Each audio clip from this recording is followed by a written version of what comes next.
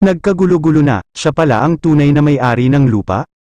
Yan ay malalaman na natin mamaya mga kalingap. Isang mapagpalang araw sa inyong lahat mga kalingap. Sanay hindi nyo po makalimutan na mag-like sa video na ito.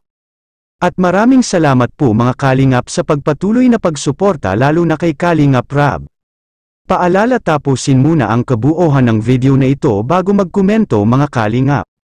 Lupa na binili nila Rose Ann, nagkagulo-gulo na. Bakit ko nasabing nagkagulo-gulo na ito mga kalingap? Dahil ang kanilang biniling lupa ay hindi pa pala ito certified na lupa ng binabayaran nila sa pera. At ang masaklap pa dito mga kalingap ay hindi na anya kayang maibalik ang pera nila Rose Ann dahil nagagastos na ito. Ang sabi at suggestion ng karamihan na pakasuhan na lang anya ito kung sakaling hindi talaga maibabalik ang pera nila Rose Ann. At magharap sila sa barangay upang makagawa ng isang kasunduan na formal. Ito din ang gustong mangyari ni Kalingap Rab mga kalingap, na dapat anya ay pagkasunduan ng mabuti at walang dapat magalit at away na magaganap.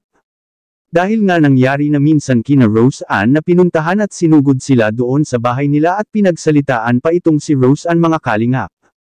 Ang gusto ng nanay ni Rose Ann na ang bibilhin nilang lupa ay yung nagkakahalaga ng 100,000. At 2 bahay na ang pwedeng itatayo dito mga kalingap. Sakto na sana ang lupa na ito para kina Rose Ann at Carla. Tamang-tama sana ito mga kalingap dahil magkakapit bahay na sana sila ni Carla mga kalingap. Buo na ang loob ng nanay ni Rose Ann na babawiin na lang nila ang pera para maghati na lang sila Rose Ann at Carla sa bago nilang nahanap na lupa. Ang malaki kasing problema ng pinagbilhan nila ng lupa mga kalingap ay wala pa itong tunay na dokumento at marami pa na magkakapatid ang umaangkin nito. Kaya mabuti na sana ang bagong nahanap nila na lupa mga kalingap dahil kumpleto na sana ito sa papel at hindi na sila magkakaproblema dito. Ito ang malaking pinagsisihan ng nanay ni Rose Ann mga kalingap dahil sa sobrang pagtitiwala nila sa kanilang mga kamag-anak ay nagbigay pa sa kanila ito ng problema at pagka-stress kay Rose Ann.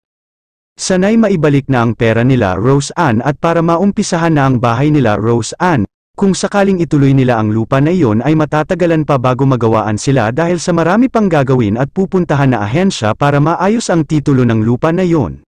Samantala mga kalingap, ang tunay na may-ari ng lupa ay siya pala, makikita po natin sa video. May problema, yung magkakapatid lang. Oo. Yun, magkahati-hati kasi.